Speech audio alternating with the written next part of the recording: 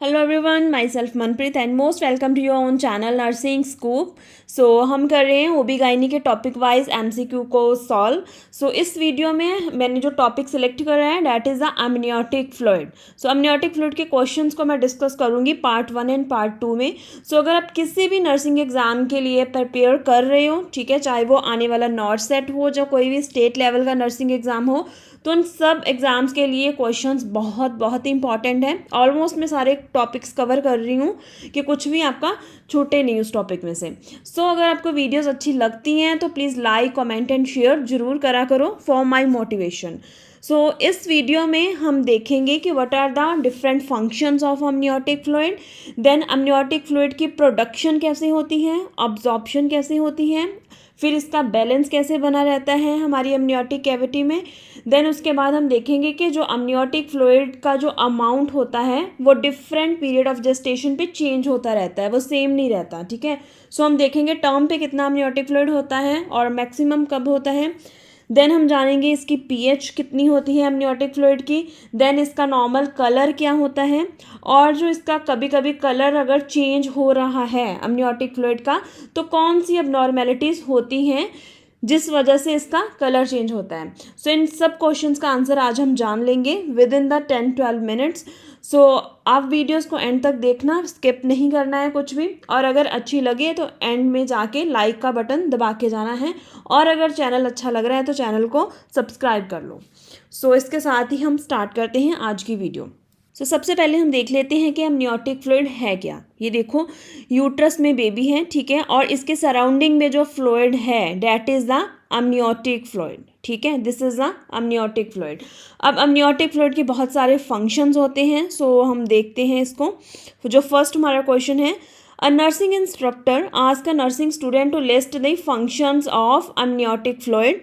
The student respond correctly by stating that which of the following are the functions of amniotic fluid. Select all that apply.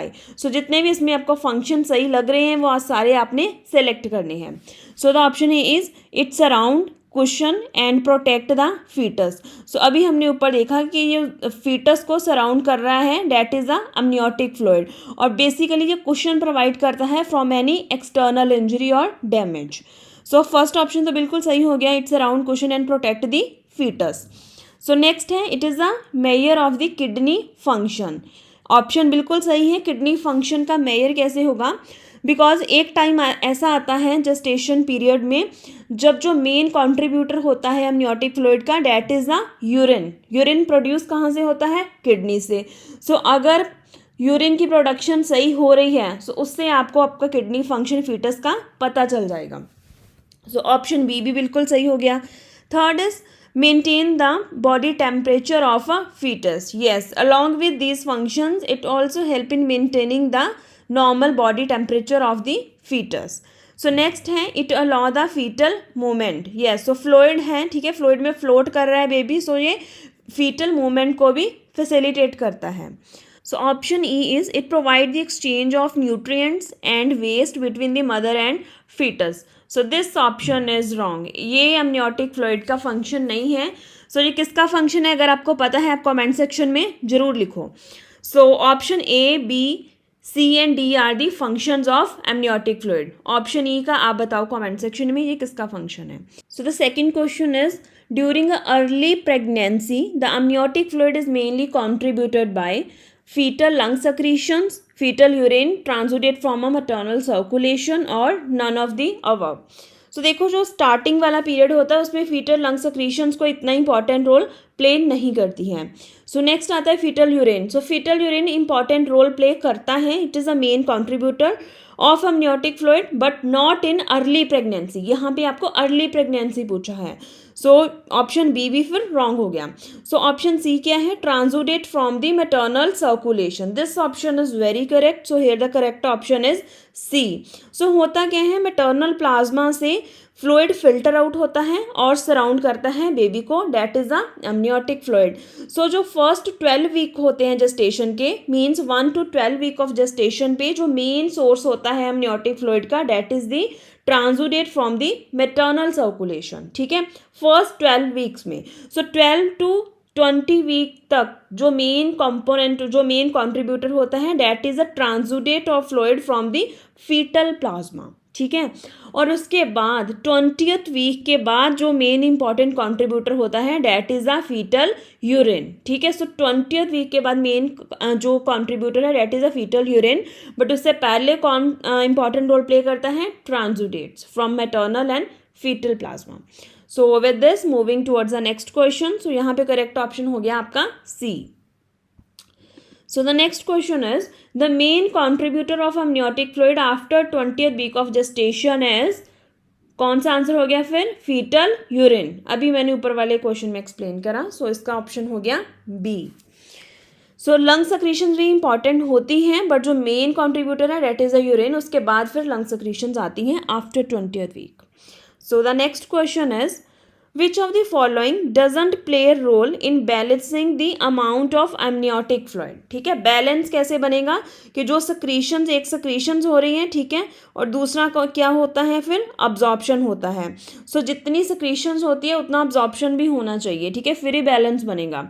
सो देखते हैं इनमें से कौन सा factor नहीं role play कर रहा है बैलेंस बनाने में। So first is the excretion of the fetal kidneys, ठीक है। सो जो फीटल किडनीज से एक्सक्रीशन हो रही है that is the main source of the amniotic fluid. So option A is correct. Second is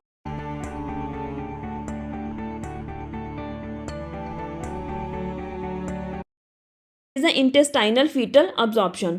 so देखो जो फीटस होता है जो वो स्वेलो करता है एमनियोटिक फ्लूइड को, और स्वेलो करने के बाद वो अब्जॉर्ब होता है जाके अपने जीआई ट्रैक में, गट में उसकी अब्जॉर्प्शन होती है।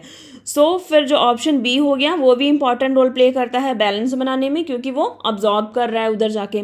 Next is a fetal sweating. So fetal sweating कहीं पे भी रोल प्ले नहीं करता है इन सक्रीशन और production of amniotic fluid. So option C यहाँ पे रॉन्ग ऑप्शन है।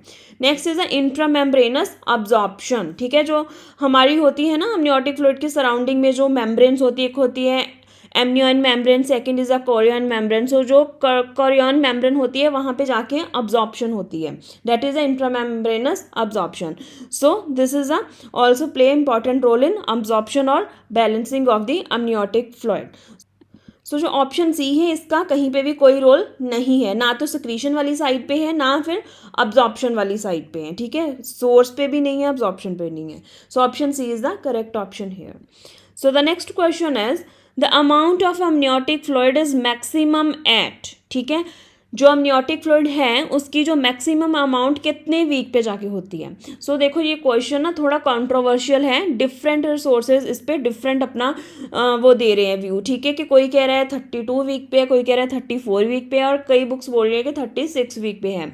बट जो most of the standard text book हैं उनके अकॉर्डिंग जो amount of amniotic fluid maximum होता है that is from 32 to 34th week of gestation, ठीक है। और अगर आपको 32 वीक भी दिया होता तो जो मोस्ट अप्रोप्रिएट ऑप्शन है इनमें से तो वो होगा फिर 34th वीक ऑफ जेस्टेशन। और 34th वीक ऑफ जेस्टेशन पे कितने ml तक होता है आपका amniotic fluid, 1000 ml amniotic fluid होता है, जो कि मैक्सिमम होता है इन पीरियड ऑफ जेस्टेशन, ठीक है। So the next question is amount of amniotic fluid at 40th week of gestation is, ठीक है, ऑप्शन दिए हुए हैं आपको। ये देख लो कि जो 34th वीक है यहाँ पे मैक्सिमम है, तो अब 40th वीक पे तो डिक्रीज ही होगा, ठीक है, 1000 ml से डिक्रीज होगा। सो कितना होगा, उसका राइट ऑप्शन है सी, 800 ml होता है eight 40th week of gestation पे, ठीक है। और उसके बाद क्या होता है 40th वीक के बाद फिर ड्रास्टिकली डिक्रीज करता है। So amount of amniotic fluid at 42nd week of gestation is कितना रह जाता है 200 ml, कितना ज़्यादा रिड्यूस हो गया 200 ml हो जाता है eight 42nd week of gestation पे। सो ये अमाउंट ऑफ amniotic फ्लूइड आप देख लो कि कितना वेरी करता है along the different period of gestation. So इस पे कई बार क्वेश्चंस ऑलरेडी पूछे गए हैं in various nursing exam, so इसको ऐसे ही याद रखना पड़ेगा आपको, ठीक है। सो इसके साथ हम मूव करते हैं नेक्स्ट क्वेश्चन पे। The main carbohydrate in amniotic fluid is glucose, fructose, lactose और माल्टोज। सो इसका जो राइट ऑप्शन है that is glucose. Main carbohydrate in amniotic fluid is the glucose. So next is the normal pH of amniotic fluid is, normal pH कितनी होती है, it is 7 to 7.5, ठीक है। So normally alkaline इसका nature होता है। अगर रप्चर ऑफ मेम्ब्रेन हो गया है और आपको ये नहीं पता चल रहा कि वो वेजाइनल सेक्रीशन है जहाँ amniotic फ्लूइड सेक्रीशन है, तो उस पर आप pH टेस्ट कर सकते हो, ठीक है। और अगर जो pH स्ट्रिप है वो ब्लू में टर्न हो रही है, so that means that is the amniotic fluid, ठीक है। सो इसका रेंज क्या है, 7 to 7.5। So with this moving towards the next question. So जो नेक्स्ट क्वेश्चन है that is about the colour of amniotic fluid, ठीक है। सो कलर्स पे बहुत क्वेश्चन आते हैं। सो जो इसका नॉर्मल कलर amniotic फ्लूइड का कौन सा होता है, येलो, ग्रीनिश येलो, स्ट्रॉ और सैफरन। सो इसका जो करेक्ट ऑप्शन है that is the straw colour. जो नॉर्मल amniotic फ्लूइड हम कलर कंसिडर करते हैं that is the straw colour. Straw होता है बिल्कुल लाइटिश येलो कलर, ठीक है। सो नेक्स्ट हम देखते हैं कि अगर कुछ कलर चेंजेस आ रहे हैं amniotic फ्लूइड में तो वो कौन सी abnormality के साथ हो सकते हैं। So here is the question, the colour of amniotic fluid in case of meconium staining is yellow, dark red, green और गोल्डन। सो अगर मेकोनियम स्टेनिंग हुई है तो जो कलर होगा amniotic फ्लूइड का that will be the greenish colour, green colour होगा, ठीक है। So the next question is, the saffron color of amniotic fluid is due to meconium staining, post maturity, abruptio placenta और IUD, intrauterine death। So saffron color किस वजह से होगा, सो meconium staining की वजह से तो हमने देख लिया ग्रीन कलर होगा, सो ये ऑप्शन तो हो नहीं सकता। सो जो इसका करेक्ट ऑप्शन है that is the post maturity, ठीक है। In case of post maturity the colour of amniotic fluid could be saffron colored। So the next question is, the golden color of amniotic fluid is due to RH incompatibility, meconium staining, fetal distress और abruptio placenta। So जो golden colour होता है that is due to the haemolysis of RBCs, ठीक है। सो जो haemolysis of RBC इनमें से कौन सी कंडीशन में होगा, that will be in case of RH incompatibility। So the next question is, the dark brown color amniotic fluid seen in IUD, early pregnancy, fetal distress और concealed accidental hemorrhage। So अगर dark brown colour का amniotic fluid है so that can be due to the IUD, ठीक है। Intrauterine death के कारण हो सकता है dark brown colour. So the next question is, the dark blood colour amniotic fluid is seen in, ठीक है। पहले हमने देखा डार्क ब्राउन, अब ये है dark blood colour amniotic fluid seen in IUD, early pregnancy, foetal distress और concealed accidental haemorrhage. So dark जो ब्लड कलर amniotic फ्लूइड होता है that can be seen in concealed accidental haemorrhage, ठीक है। अब कंसील्ड एक्सीडेंटल हैमरेज कौन सी condition में हो सकता है ये आपने मेरे को कमेंट सेक्शन में बताना है। ऑलरेडी मैंने एक प्रीवियस टॉपिक में ये पूरा डिस्कस करा था, कंसील्ड एक्सीडेंटल हैमरेज का टॉपिक, ठीक है। सो amniotic फ्लूइड के जो क्वेश्चंस आज डिस्कस करने थे वो हमने कर लिए हैं, ठीक है। हमने देख लिया प्रोडक्शन इसकी कहाँ से होती है, अब्जॉर्प्शन कैसे होती है इसकी, देन इसकी pH नॉर्मल कितनी है, इसके फंक्शंस क्या होते हैं और नॉर्मल कलर क्या है और अब नॉर्मल कलर जो होते हैं कौन सी abnormalities के साथ होती हैं वो सब हमने देख लिए। सो इम्पॉर्टेंट है, बार बार ये क्वेश्चंस रिपीट हुए हैं और फ्रिक्वेंटली आस्क्ड क्वेश्चंस हैं of various nursing entrance exams, ठीक है। सो अगर आप किसी भी एग्जाम के लिए अपियर हो रहे हो तो इन वीडियोस को जरूर देखो, ठीक है। और अगर अच्छी लग रही हैं, ठीक है, टॉपिक वाइज है, इनके लिए एफर्ट लगती है कंटेंट इकट्ठा करने में। सो अगर आपको अच्छा लग रहा है वीडियोस को लाइक करो, शेयर करो, कमेंट करो और अपनी फीडबैक कमेंट सेक्शन में डालना मत भूलना। सो मिलूंगी मैं कल amniotic फ्लूइड के दूसरे क्वेश्चंस के साथ जिसमें मैं डिस्कस करूंगी एलिगोहाइड्रोमनियास एंड पॉलीहाइड्रोमनियास के डिफरेंट कॉजेज और उनका ट्रीटमेंट ऑप्शंस और क्या हो सकते हैं वो हम सब डिस्कस करेंगे। So thank you so much for watching.